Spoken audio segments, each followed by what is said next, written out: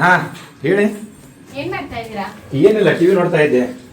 ರೀ, ಈ ಭಾನುವಾರ 31ಕ್ಕೆ ನನ್ನ ಫ್ರೆಂಡ್ ಮಗಳದ್ ಬರ್ಡೇ ಇದೆ, ಹೋಗ್ಬೇಕು ನಾವು. ಭಾನುವಾರ 31ಕ್ಕ? ಹೌದು. ಭಾನುವಾರ 31ಕ್ಕೆ ಆಯ್ತು ಬಿಡು, ಹೋಗೋಣ. ಭಾನುವಾರ ಯಾಕೆ, ಏನಾಯ್ತು?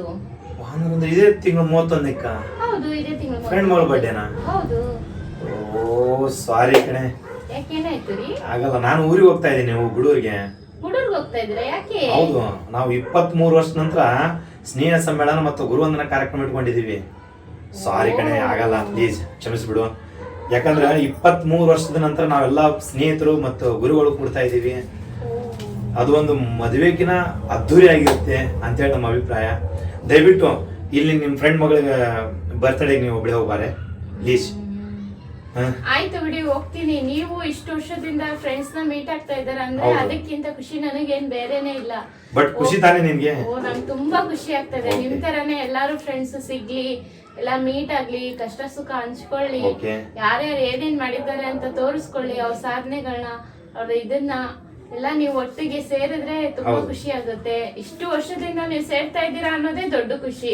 ನೀವು ಮಿಸ್ ಮಾಡ್ಬೇಡಿ, ಫಸ್ಟ್ ಅಲ್ಲೇ ಹೋಗ್ಬಿಟ್ಟು ಎಲ್ಲಾರ್ನು ಮಾತಾಡ್ಸ್ಕೊಂಡು ಬನ್ನಿ. ಥ್ಯಾಂಕ್ ಯು ಕಣೆ.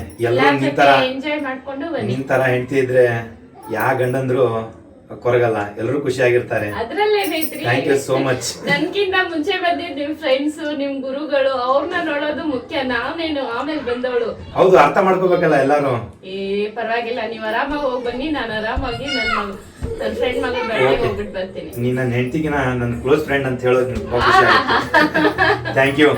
ಹೋಗ್ಬಿಡ್ತೀನಿ ಕಣೆ, ಹೋಗು. ನೀನ್ ಬ್ಯಾಗ್ ಪ್ಯಾಕ್ ಮಾಡು, ನಾನು ಸ್ವಲ್ಪ ಸಾಮಾನಿದೆ ತಗೊಂಡ್ಬಂದ್ಬಿಡ್ತೀನಿ. ಓಕೆನಾ? Thank you. ನಿಮ್ ಖುಷಿ ತಾನೇ ಮತ್ತೆ? Okay, thank you.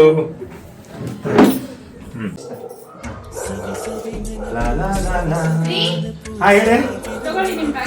Bag pack ಆಯ್ತಾ? Okay, thank you. ನಾನು ಹೋಗ್ಬರ್ತೀನಿ ಗುರುವಂದನ ಕಾರ್ಯಕ್ರಮಕ್ಕೆ. ಬಾಯ್ ಬಾಯ್. ಥ್ಯಾಂಕ್ ಯು ಕಣೆ, ಬಾಯ್.